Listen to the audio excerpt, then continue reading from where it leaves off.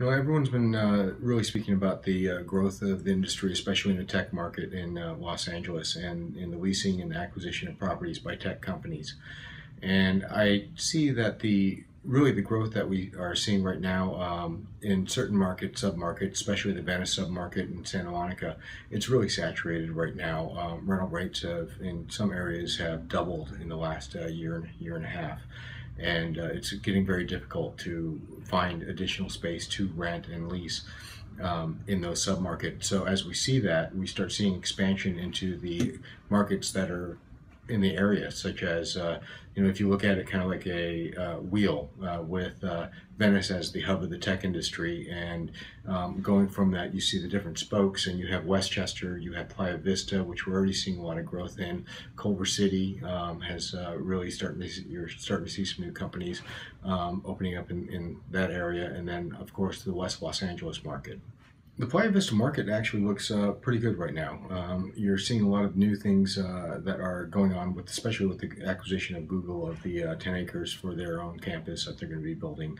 I think if anything, it may move a little bit of the hub from the Venice area to more toward the Playa Vista area, where you're going to see a lot more companies in the outerlying areas of Westchester and Culver City, because it's so adjacent to the Playa Vista submarkets.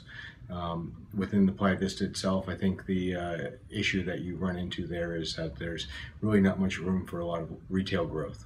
And when you have these large companies and large campuses and large density areas, people like to shop and eat where they work or where they live. And it really doesn't have that as of yet. And I think that's, if anything, is going to be a good growth market, is going to be how they can reposition some of the properties to really affect that.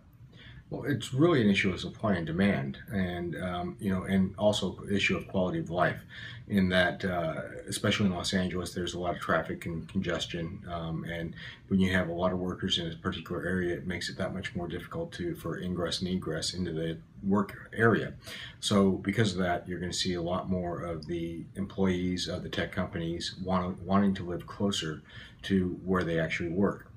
We're already seeing really rental rates for apartment buildings in the Marina del Rey, Playa del Rey, Santa Monica, Venice markets just skyrocket, and they are going up in exponentially in those markets. And I don't see that as necessarily changing, but what I do see is that you're going to start seeing an overflow of the markets into the Westchester, El Segundo, Manhattan Beach submarkets, which is really just a quick drive, especially Manhattan Beach or El Segundo, from there to the Playa Vista campuses and markets for the tech companies. I don't think you're going to see as much of a increase in the Culver City or Baldwin Hills neighborhood. Some parts of Culver City, yes, but a lot of the Culver City and the Baldwin Hills neighborhoods are really geared toward more family-oriented communities, and by that I mean you have a lot of single-family homes.